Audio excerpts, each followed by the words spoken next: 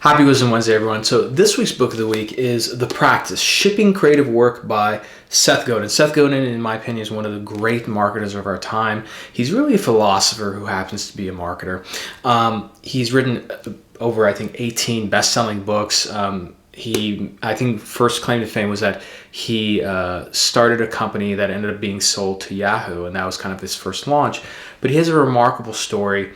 He actually invented permission marketing, believe it or not. He was actually kicked out of the direct marketers organization, and then they were inviting him back in the future to be part of their Hall of Fame because they realized how right he was. So his whole thing is about, having permission to market a message. So what's the practice about? Well, one thing that Seth is really good about is commitment and shipping, most importantly. He has a blog in which he's written every day for the last, 20 years. So every single day he has written a blog post. He doesn't skip. And the practice is really giving homage to this whole idea. I actually went through his leadership program, the Alt MBA, many years ago. And believe it or not, that's where I learned about this idea of constantly shipping creative work. And the Mind Loom show, believe it or not, was something that was born out of that. So I've been doing this show for almost 3 years now. Every Wednesday, I don't miss. And part of it is about whether you're into, let's say, a creative endeavor like a book show or maybe something different on the business side.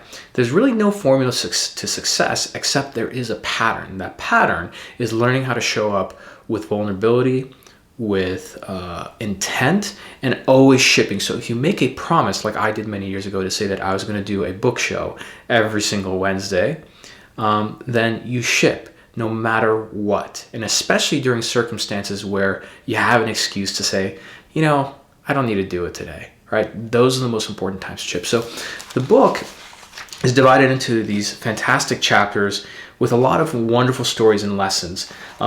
Seth always includes a lot of great infographics in his books. But let me read to you some of the contents of the book, or at least the chapters. Results are a byproduct.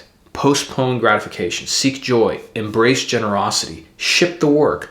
Learn from what you ship. Avoid reassurance. Dance with the fear.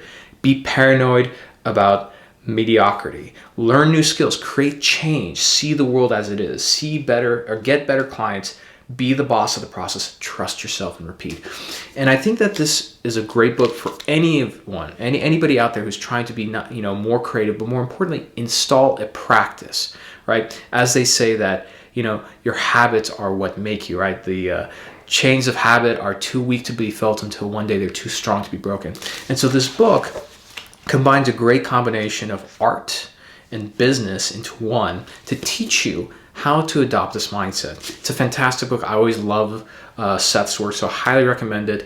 And I think that based on the way Seth writes, which he writes it very effectively, it's very easy to read his books and get through them fast. You can enjoy the book or probably get the audio version as well because he reads them, and there's a lot of fantastic stories here that will be great on your afternoon walk. So that's your book of the week. Hope you have a wonderful day, and as always, I'll see you next week. Bye for now.